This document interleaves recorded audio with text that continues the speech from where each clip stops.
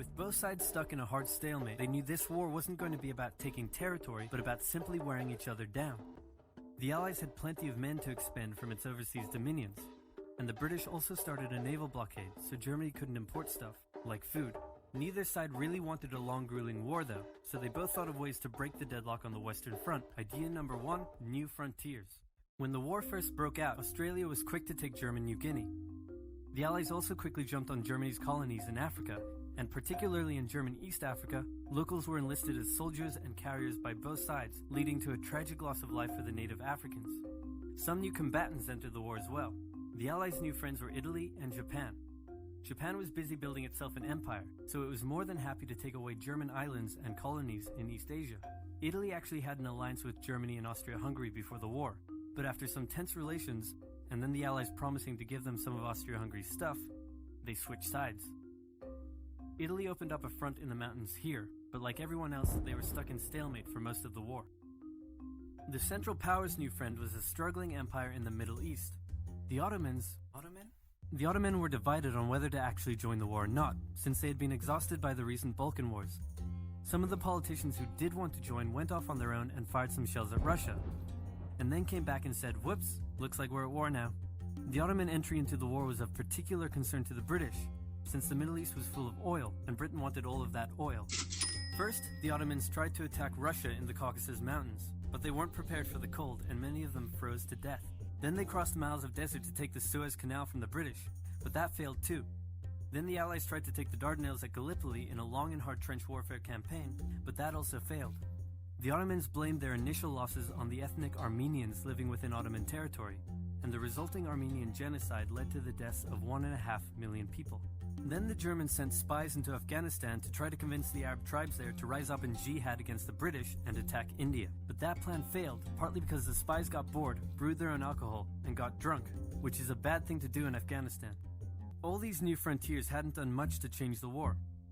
Aware that the Allies had more men and supplies than them, the Germans knew they had to do something to break the stalemate. Before the war, there was a big conference that set out the rules of modern warfare. No chemical weapons, no killing civilians. Basically, don't be jerks. The Germans held a meeting and decided to be jerks. Zeppelin air raids commenced over British cities. They also started attacking the Allied trenches with chlorine gas, and they used submarines to sink civilian ships. One such civilian ship was the Lusitania, which had 159 Americans on board when it was sunk, further swaying US opinion against the Germans. Not to be completely unfair to the Germans, the Allies also engaged in chemical warfare soon after, and they had been hiding anti-submarine weapons on their civilian ships, which let the Germans justify their attacks. Meanwhile, Austria-Hungary still hadn't dealt with Serbia, so the Central Powers enlisted some help. Bulgaria wished it was bigger and was still bitter about losing the Second Balkan War. The Central Powers promised to make all of Bulgaria's wildest dreams come true if they helped, so they signed on, and together they knocked out Serbia. The Serbian troops retreated through Albania, which was neutral but had some ties to Austria-Hungary. So Austria-Hungary entered Albania in a friendly invasion to chase down the Serbians, many of whom escaped by sea. It's 1916, and a lot is happening. As if they didn't have enough enemies already, Germany added one more to the list. Portugal had been getting a bit chummy with the Allies behind the scenes, and Germany didn't like that one bit.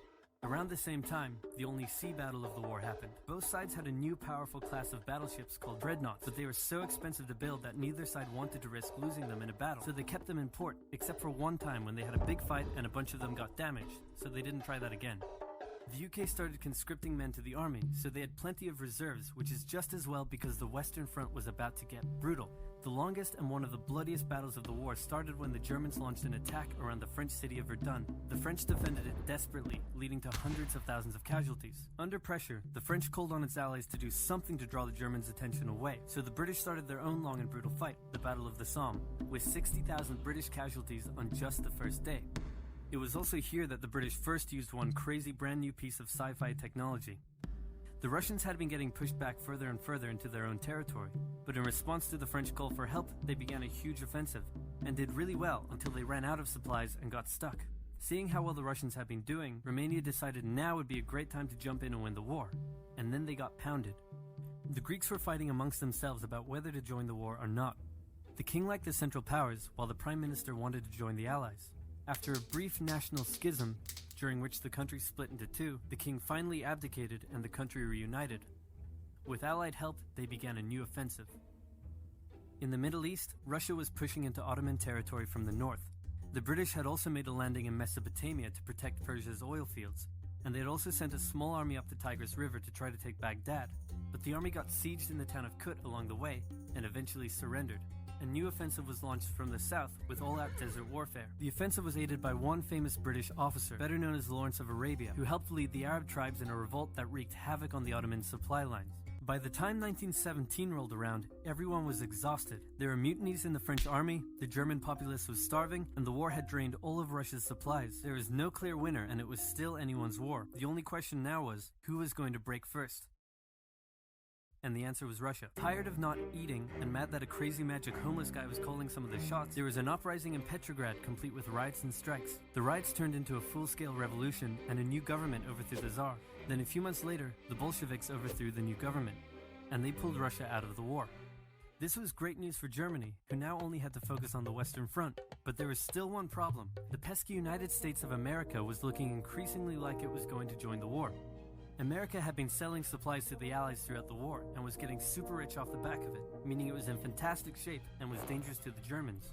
So Germany sent a telegram to Mexico saying, "Wouldn't it be crazy cool if you guys attacked America?" But the British intercepted the message, showed it to the Americans, and that was the final straw. American troops began shipping out to Europe. This was terrible news for Germany, and they knew their only hope now was to force France and the UK to surrender before the fresh American troops arrived. It was now or never, so they started one final attack. They converged their troops and hit hard at the Somme and pushed the Allies back. They hit a second time further north, then again and again. With each hit, the Germans were spending more and more resources, while the Allies were getting better and better at repelling their attacks. By the fifth punch, the Allies held the line and even pushed back. With American troops now arriving in larger numbers, the Allies launched a counter-repelling their attacks. By the fifth punch, the Allies held the line and even pushed back. With American troops now arriving in larger numbers, the Allies launched a counterattack, and that was it. The Central Powers were being pushed back on all fronts. Bulgaria collapsed first, followed by the Ottoman Empire, then Austria-Hungary, and finally on November 11, 1918, at 11 o'clock, Germany surrendered. At the peace treaty, Germany was forced to reduce its military, accept war guilt, and pay the bill for the war. After indescribable suffering and millions dead, the world learnt its lesson and never had such an awful war again.